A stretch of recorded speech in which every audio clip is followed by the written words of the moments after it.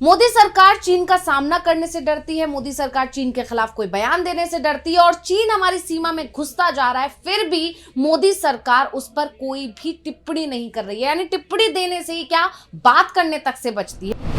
और तो और सरकार से जब भी इसको लेकर सवाल किया जाता है तो सरकार की तरफ से इन सभी सवालों को, इन सभी आरोपों को बेबुनियाद बताकर खारिज कर दिया जाता है। तो आखिर सरकार ऐसा क्यों करती है? क्यों मोदी सरकार ड्रैगन को लाल आंख दिखाने से डरती है? इसकी वजह सामने आ गई है। एक रिपोर्ट में खुलासा किया गया है कि आखिर ये सरकार यानी मोदी सरकार चीन को क्लीन चिट क्यों दे रही है, जबकि पूरा विपक्ष खासकर राहुल गांधी बार बार सरकार से सवाल कर रहे हैं कि सरकार क्या छुपा रही है। क्योंकि सैटेलाइट तस्वीरें जो सामने आ रही हैं लगातार, वो तो यही बता रही हैं कि चीन हमारी जमीन पर कब्जा कर रहा है। यहां तक कि वहां रहने वाले लोगों का, यानी कि जो सीमा में रह रहे हैं लोग, उनका कहना है कि चीन हमारी सीमा में धीरे धीरे घुस रहा है, उनकी जमीनों पर कब्जा कर रहा है। और इसी को लेकर कुछ दिन पहले रचनात्मक कांग्रेस कार्यक्रम में भी राहुल गांधी ने फिर से सरकार से सवाल किया था। क्या पूछा था राहुल ने, सुनिए। प्रधानमंत्री कहते हैं हिंदुस्तान की जमीन का 1 इंच चाइना ने नहीं लिया। उसके बाद आर्मी कहती है कि भैया हिंदुस्तान की जमीन तो ले गए। आप सोचिए, चाइना को मैसेज किया गया, आर्मी कह रही है कि भैया हमारी जमीन गई, चाइना का नेगोशिएटर है, क्या बकवास कर रहे हो, तुम्हारा तो प्रधानमंत्री कह रहा नहीं गई है, जाके हमसे बात करो। सीधा बिना सोचे समझे देश का नुकसान कर रहे हैं। ये सवाल विपक्ष बार बार इसलिए पूछ रहा है क्योंकि पीएम मोदी कहते हैं ना कोई घुसा है, ना किसी ने कब्जा किया है, न वहां कोई हमारी सीमा में घुस आया है, न ही कोई घुसा हुआ है, न ही हमारी कोई पोस्ट किसी दूसरे के कब्जे में है।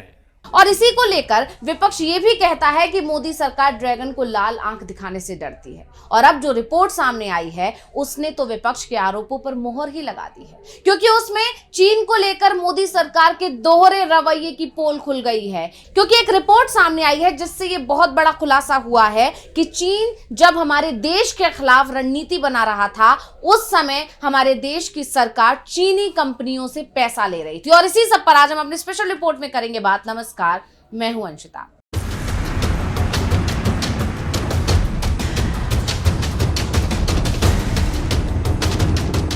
मोदी सरकार पर सवाल उठ रहे हैं और मोदी सरकार पर यह सवाल तब उठे हैं जब पीएम केयर्स फंड की फाइनेंशियल ईयर 2024-25 की एक ऑडिटेड रिपोर्ट के आंकड़े सामने आए हैं। हालांकि मार्च 2020 से मार्च 2025 तक फंड ने अपनी कुल कमाई का 5वां हिस्सा भी खर्च नहीं किया। एक सवाल तो यही है कि इतनी बड़ी रकम बिना इस्तेमाल के क्यों रखी गई है। एक सवाल ये भी है कि इसमें कंपनियों के सीएसआर फंड और सरकारी कर्मचारियों के वेतन से आया जनता का पैसा लगा है, फिर भी सरकार इसे आरटीआई के तहत सार्वजनिक संस्था नहीं मानती। तो क्यों नहीं मानती? पीएम केयर्स फंड संसद की जांच, आरटीआई और कैग रिपोर्ट से आखिर बाहर क्यों है?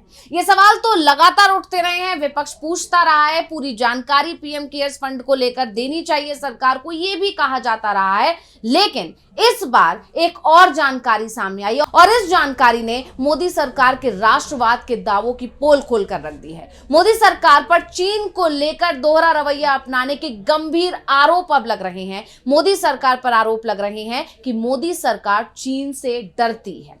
दरअसल पीएम केयर्स फंड की फाइनेंशियल ईयर 2024-25 की ऑडिटेड रिपोर्ट के आंकड़े कई सवाल खड़े करते हैं, क्योंकि इस रिपोर्ट ने मोदी सरकार को कटघरे में खड़ा कर दिया है। इसकी वजह साफ है, एक तरफ चीन को बायकॉट करने की बात करना, दूसरी तरफ चीनी कंपनियों से पैसा लेना। अब ये तमाम आरोप सरकार पर क्यों लग रहे हैं कि मोदी सरकार चीन के खिलाफ कुछ नहीं बोलेगी क्योंकि वो चीन के दबाव में है, इसको अब समझने की कोशिश करते हैं। तो ये सारा मामला शुरू हुआ है 15 जून 2020। ये तारीख कोई नहीं भूल सकता। गलवान घाटी में भारत और चीन के सैनिकों के बीच हिंसक झड़प हुई थी और इस झड़प में भारत के 20 जवान शहीद हुए थे, जिसको लेकर पूरे देश में गुस्सा था। सरकार ने चीन को लेकर सख्त रुख भी अपनाया, यानी सरकार ने इस मामले को अपने पक्ष में भुनाने की पूरी कोशिश की। 29 जून 2020 को सरकार ने 59 चीनी मोबाइल ऐप्स पर प्रतिबंध लगा दिया था। इसको लेकर सरकार ने यह कहा था कि इन ऐप्स से भारत की संप्रभुता, सुरक्षा और डेटा को खतरा है। लेकिन जैसे ही सरकार ने यह फैसला लिया, पीएम केयर्स को लेकर सरकार से सवाल पूछे जाने लगे। आपको याद होगा, महामारी के दौरान सरकार ने पीएम केयर्स फंड बनाया था। इस फंड में देश और विदेश से लोगों और कंपनियों ने पैसा दिया था। रिपोर्टों के मुताबिक कुछ चाइना लिंक्ड कंपनियों ने भी पीएम केयर्स फंड में योगदान किया। सबसे ज्यादा चर्चा टिकटॉक और Xiaomi के योगदान को लेकर हुई। रिपोर्टों के अनुसार टिकटॉक ने पीएम केयर्स फंड में करीब 30 करोड़ रुपए दिए, Xiaomi ने करीब 10 करोड़ रुपए पीएम केयर्स फंड में दिए और इसके अलावा हुआई ने 7 करोड़ तक और OnePlus ने 1 करोड़ देने की बात कही थी। तो अब सवाल ये उठता है कि जिस चीन के खिलाफ सरकार सख्त कार्रवाई कर रही थी, उसी चीन से जुड़ी कंपनियों का पैसा पीएम केयर्स में क्यों लिया गया था? क्योंकि इस रिपोर्ट में यह भी खुलासा हो गया है कि जिस समय हमारी सेना चीन से लड़ रही थी, सीमा पर संघर्ष चल रहा था, उस समय चीन अपनी कंपनियों के सहारे मोदी सरकार को पैसा दे रहा था, जिसकी जानकारी खुद उन कंपनियों ने साझा की थी। इन तस्वीरों में लिखी तारीखों को देखिए।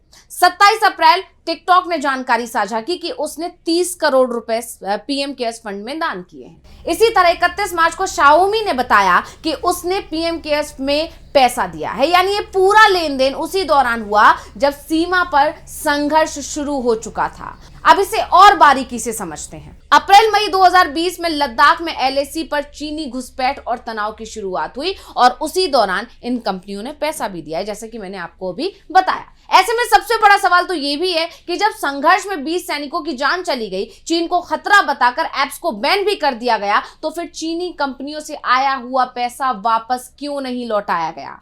इसलिए विपक्ष सवाल कर रहा है कि क्या इसलिए चीन ने पैसा दिया था जिससे मोदी सरकार उसके खिलाफ कुछ बोल ना सके, उसे क्लीन चिट देता रहे? और विपक्ष सवाल यह भी पूछ रहा है कि क्या इसीलिए मोदी जी चीन को लाल आंख नहीं दिखा पा रहे हैं? क्यों चीन के सामने आते ही मोदी सरकार के तेवर बदल जाते हैं? पीएम मोदी कहते हैं कोई नहीं घुसा, किसी ने हमारी सीमा पर कब्जा नहीं किया, और ये बयान है 29 जून का। यानी 15 जून को ये घटना होती है और उसके बाद पीएम मोदी का ये बयान आता है कि कोई हमारी सीमा में नहीं घुसा है। ऐसे में पीएम मोदी की तरफ से चीन को जो क्लीन चिट दी गई, उस पर उस वक्त भी सवाल उठे थे, और जब ये रिपोर्ट सामने आई है तो ऐसे में ये सवाल एक बार फिर उठने लगे हैं। पीएम मोदी या पूरी सरकार कहती है कि कोई हमारी सीमा में नहीं घुसा, जबकि अरुणाचल प्रदेश के सीमावर्ती क्षेत्रों से कुछ स्थानीय लोगों और युवाओं के वीडियो सोशल मीडिया पर वायरल हुए हैं और इन वीडियो में यह दावा किया गया है कि चीन ने हमारी जमीनों पर कब्जा कर लिया है और चीन घुसपैठ कर रहा है।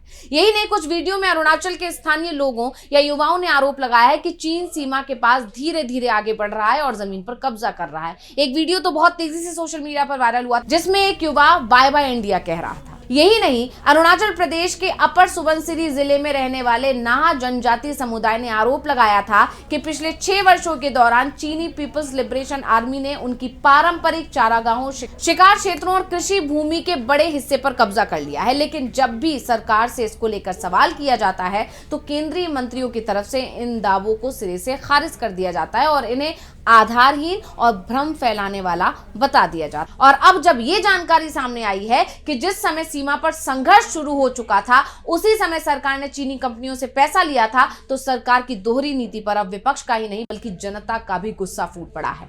विपक्ष सवाल पूछ रहा है कि चीन से विरोध का दिखावा और चीनी कंपनियों से करोड़ों का चंदा, ये कैसा राष्ट्रवाद है? क्या गलवान के वीरों की आत्माओं के साथ ये धोखा नहीं है? क्या यही है बीजेपी का असली राष्ट्रवाद? यानी मोदी सरकार अब चीन के मुद्दे पर एक बार फिर घिर गई है और विपक्ष के पास अब एक बड़ा मुद्दा है और वो भी सबूतों के साथ, जिस पर सरकार को जवाब देना ही पड़ेगा। तो स्पेशल रिपोर्ट आपको कैसी लगी हमें कमेंट करके अपनी राय जरूर दीजिएगा। इसी के साथ मुझे दीजिए इजाजत। देखते रहिए DV लाइव। नमस्कार।